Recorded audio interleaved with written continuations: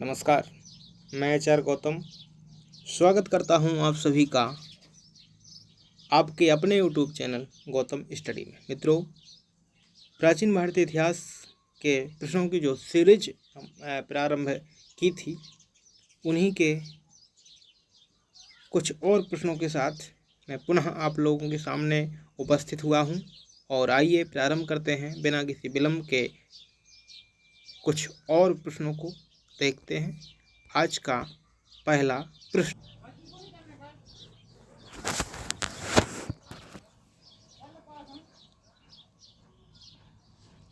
दोस्तों, ये रहा आपके मोबाइल स्क्रीन पर आज का पहला प्रश्न है,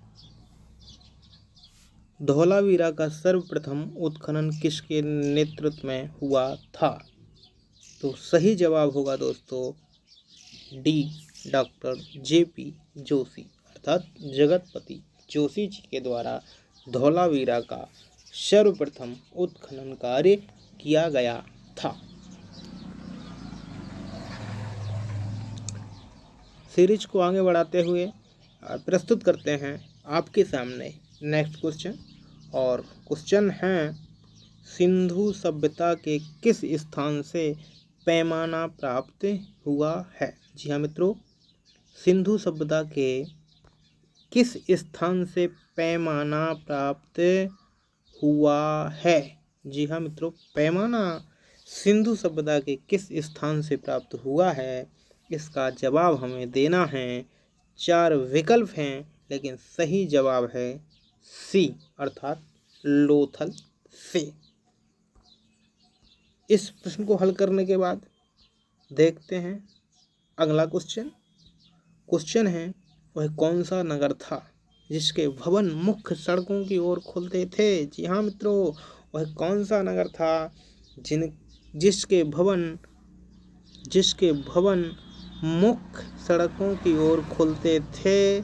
तो वो था लोथल, अर्थात डी विकल्प इसका सही जवाब होगा। जी हाँ दोस्तों, जी हाँ मेरे दोस्तों, डी विकल्प इसका सही जवाब होगा। अगला क्वेश्चन है, वह कौन सा स्थान था जिसके पूर्वी हिस्से में पक्की ईंटों का बना एक तालाब जैसा घेरा प्राप्त हुआ है? वह कौन सा स्थान था जिसके पूर्वी हिस्से में पक्की ईंटों का बना एक तालाब जैसा घेरा प्राप्त हुआ है? तो वो था लोथल। सी विकल्प इसका सही जवाब होगा। अगला क्वेश्चन आपके मोबाइल स्क्रीन पर हड़प्पा सभ्यता का अंतिम अवस्था दर्शाने वाला स्थान है। जी हाँ, हड़प्पा सभ्यता का अंतिम अवस्था यानी लास्ट स्टेज को प्रस्तुत करने वाला वह स्थान है, वह कौन सा है? तो वह है आलमगीरपुर। आलमगीरपुर जो उत्तर प्रदेश के मेरठ जनपद में है। ए विकल्प इसका सही जवाब होगा। नेक्स्ट क्वेश्चन, सिंधु काल में संभवतः सोना प्राप्त किया जाता था? जी हाँ, सिंधु काल में यानी सिंधु घाटी की जो सभ्यता थी, उसमें ऐसा सेंस लगाया गया है कि संभवतः सोना प्राप्त होता था। कहाँ से होता था? तो ए कोलार से, बी कश्मीर से, अर्थात दोनों जो हैं सही है। ए और बी ऊपर एक दोनों सही है, अर्थात सी विकल्प इसका जो है सही जवाब होगा। अगला क्वेश्चन है जो बहुत ही महत्वपूर्ण है, और प्रश्न में पूछा है, सिंधुवासी फिरोजा का प्राप्त करते थे। सिंधु के निवासी थे, जो हड़प्पा सभ्यता के निवासी थे, वो फिरोजा का आयात कहाँ से करते थे? वो फिरोजा को कहाँ से आयातित करते थे? तो उसका सही जवाब है मध्य एशिया से। जी हाँ दोस्तों, मध्य एशिया से वो फिरोजा को प्राप्त करते थे। सी विकल्प इसका सही जवाब होगा। नेक्स्ट क्वेश्चन की ओर देख लेते हैं। लाजवर्द मणि एक विशिष्ट प्रकार का कीमती पत्थर होता है। लाजवर्द मणि जो है एक बहुत ही महत्वपूर्ण कीमती पत्थर होता है। ये कहाँ पाया जाता था? तो इसका सही जवाब है डी, बदख्शां में पाया जाता था। डी इसका जो विकल्प है वो सही जवाब होगा। नेक्स्ट क्वेश्चन को देखते हैं। प्रश्न है, सुरक्षा के प्रमुख हथियार ढाल एवं कवच होने का साक्ष्य प्राप्त हुआ है। जी हाँ मित्रों, कहाँ से हुआ है? हड़प्पा से, मोहनजोदड़ो से, कालीबंगा से, उपर्युक्त में से कहीं से नहीं। तो इसका सही जवाब होगा डी, कहीं से भी नहीं प्राप्त हुआ है, क्योंकि ढाल और कवच उस समय यूज में कम मतलब ना के बराबर यूजलेस थे, सीधा ये मान के चलिए, अर्थात डी विकल्प इसका सही जवाब होगा। नेक्स्ट क्वेश्चन, सीपी शिल्प। जी हाँ मित्रों, सीपी शिल्प जो है, सीपी शिल्प और चूड़ियों के लिए सर्वाधिक प्रसिद्ध था। सीपी शिल्प और चूड़ियों के लिए सर्वाधिक प्रसिद्ध है तो चनहूद्रो। बी विकल्प इसका सही जवाब है। बी विकल्प इसका सही जवाब है। बढ़ते हैं अगले क्वेश्चन की ओर, देखते हैं अगला क्वेश्चन। नेक्स्ट क्वेश्चन है, लाल पत्थर जो है, लाल पत्थर और गोमेद के मनके बनाए जाते थे। जी हाँ, मनके बनाए जाते थे। वो कहाँ पर बनाए जाते थे वो पूछ रहे हैं। तो चनहूदड़ो में बनाए जाते थे, या लोथल में बनाए जाते थे, या मोहनजोदड़ो में बनाए जाते थे, या उपर्युक्त दोनों में बनाए जाते थे। तो इसका सही जवाब है चनहूदड़ो में भी बनाए जाते थे, लोथल में भी बनाए जाते थे, अर्थात सी विकल्प जो है इसका करेक्ट आंसर होगा। उपर्युक्त दोनों अर्थात सी विकल्प इसका सही जवाब होगा। नेक्स्ट क्वेश्चन है, वह कौन सा स्थान है जहाँ यज्ञ स्थल प्राप्त हुआ है। जी हाँ मित्रों, बड़ा ही महत्वपूर्ण और इंटरेस्टिंग जो है प्रश्न है, बड़ा ही महत्वपूर्ण सवाल है। वह कौन सा स्थान है जहाँ यज्ञ स्थल प्राप्त हुआ है। तो ये विकल्प इसका सही जवाब है कालीबंगा। कालीबंगा से यज्ञ की वेदियाँ मिली, वेदियों के प्रमाण मिले हैं, जिससे ये अनुमान लगाया जाता है कि सिंधुवासी जो थे वो यज्ञ करते थे, और इसका जो साक्ष्य मिला है वो मिला है कालीबंगा में।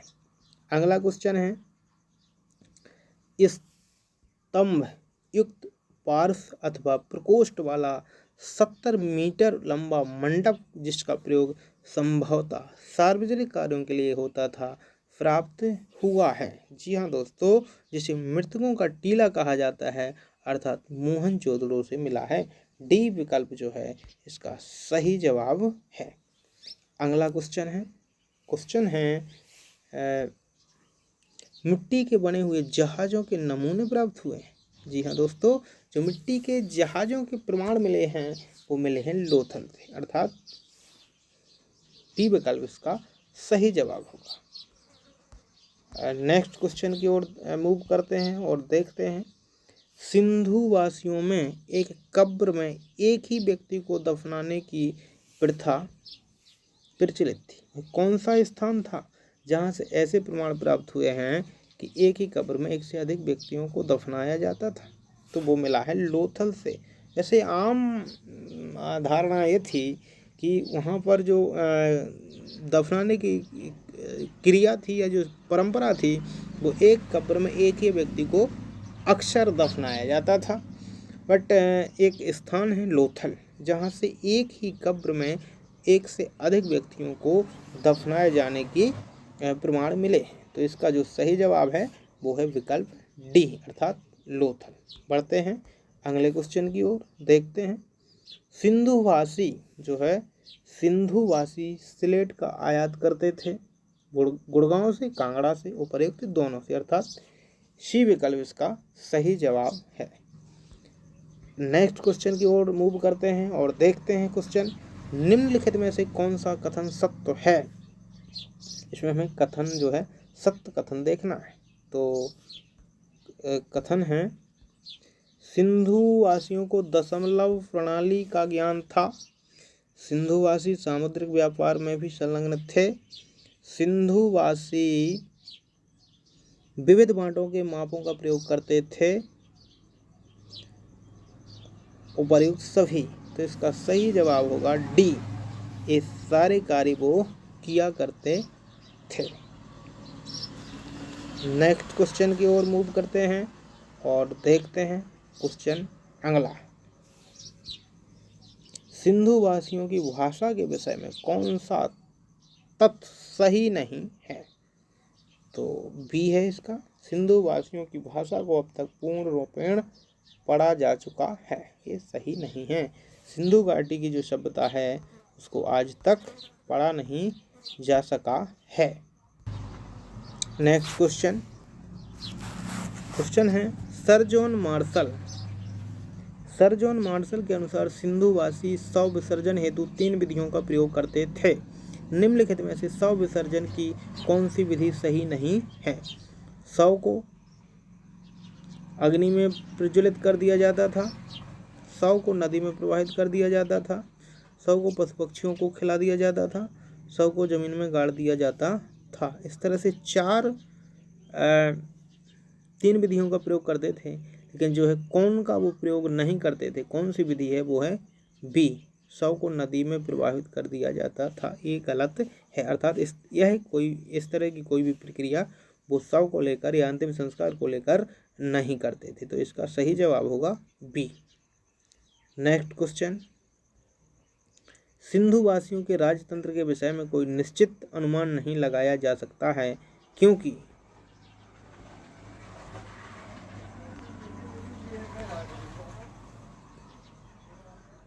सिंधु वासियों के राजतंत्र के विषय में कोई निश्चित अनुमान नहीं लगाया जा सकता है, क्योंकि कोई ऐसा भवन प्राप्त नहीं हुआ है जिसे राजमहल कहा जा सके। तो इसका सी विकल्प जो है वो सही जवाब होगा। अगला क्वेश्चन, सिंधु वासियों के वस्त्र एवं आभूषणों के विषय में कौन सा कथन असत्य है? सभी वर्ग के पुरुष एवं स्त्रियां विविध प्रकार के आभूषण धारण करते थे। उनमें हार, अंगूठी, हाथों की चूड़ियां आदि प्रमुख हैं। नाक की नथ, कानों की बालियां, पैरों के आभूषण केवल स्त्रियां पहनती थीं। वस्त्र पर कढ़ाई, छपाई तथा रंगाई भी होती थी। सामान्य रूप से पुरुष प्रायः 2 वस्त्र तथा स्त्रियां 1 वस्त्र धारण करती थीं। डी, आभूषण सोने चांदी, हड्डियों व अन्य बहुमूल्य धातुओं के होते थे। तो इसका जो सही जवाब होगा वो होगा सी, अर्थात सामान्य रूप से पुरुष प्रायः 2 वस्त्र तथा स्त्रियां 1 वस्त्र धारण करती थीं। तो सी इसका जो है सही आंसर होगा। नेक्स्ट क्वेश्चन, सिंधु घाटी के लोग धर्म को मानते थे, इसका अनुमान निम्नलिखित में से किसके द्वारा नहीं लगता? धार्मिक स्थल प्राप्त हुए हैं, मूर्ति पत्थर की मूर्तियां प्राप्त हुई हैं, मोहरों पर देवताओं की मूर्तियां अंकित हैं, चित्र भी उनकी धार्मिक प्रवृत्ति का द्योतक हैं। तो जो इसका सही जवाब होगा वो होगा ए, धार्मिक स्थल प्राप्त हुए हैं। क्वेश्चन है, सिंधु घाटी की सभ्यता के काल में नगर निर्माण योजना की कौन सी विशेषता नहीं थी? ए, सड़कें सीधी तथा एक दूसरे को समकोण पर काटनी थी, इससे समस्त नगर आयतों में विभक्त हो जाता था। बी, कुछ मकान अच्छी एवं पक्की ईंटों के बने थे तथा कुछ चूने तथा कच्ची ईंटों के बने थे। सी, निवास के लिए कुछ भवन अति विशाल 2 मंजिले थे तो कुछ अत्यधिक छोटे अथवा झोपड़ियों के प्रकार के थे। डी, निवास के लिए बने घरों में कुएं, स्नानगृह तथा कूड़ा डालने के स्थान बने थे। तो इसका जो सही जवाब होने वाला है, जी हाँ मित्रों, इसका जो सही जवाब होगा वो होगा बी, कुछ मकान अच्छी एवं पक्की ईंटों के बने थे तथा कुछ चूने तथा कच्ची ईंटों के बने थे। तो बी विकल्प इसका सही जवाब होगा। नेक्स्ट क्वेश्चन और अंतिम क्वेश्चन है इस सीरीज का, निम्नलिखित में से कौन सा सिंधु घाटी सभ्यता में नहीं मिला है? निवास हेतु भवन, बड़े भवन, सार्वजनिक स्नानागार और मंदिर। तो जी हाँ दोस्तों, मंदिर जो है सिंधु घाटी की सभ्यता में कहीं पर भी नहीं मिला है, अर्थात मंदिर के कहीं पर भी साक्ष्य नहीं मिले हैं। तो जो है मंदिर जो है सिंधु घाटी की सभ्यता में कहीं पर भी नहीं मिले हैं। तो जो है इसका सही जवाब है मंदिर, अर्थात डी विकल्प इसका सही जवाब होगा। तो मित्रों, इस तरह से हमने सिंधु घाटी सभ्यता या हड़प्पा सभ्यता के 100 क्वेश्चन जो बहुत ही महत्वपूर्ण हैं करा दिए हैं। और इस तरह से हमारी ये श्रृंखला लगातार जारी है। लगभग 2000 प्रश्न हमें हल कराने हैं। ये प्रश्न जो है बहुत ही लाभप्रद हैं। यूजीसी नेट की परीक्षा आने वाली है, जीआईसी यूपी में जो वैकेंसी निकली है उसके लिए, और जूनियर में जो वैकेंसी आई हैं उसमें जो मित्र सामाजिक अध्ययन का पेपर देने वाले हैं या उसकी तैयारी कर रहे हैं, उनके लिए बहुत ही महत्वपूर्ण प्रश्न है। इसीलिए उम्मीद हम आपसे करते हैं कि आप लोग अधिक से अधिक इन प्रश्नों को देखेंगे और लाभान्वित होंगे। उम्मीद करते हैं कि आप लोग ज़रूर हमारी इच्छाओं पर, हमारी उम्मीदों पर खरे उतरेंगे। इसी उम्मीद के साथ मिलते हैं अगले वीडियो में। तब तक के लिए आप सभी का बहुत बहुत आभार। नमस्कार।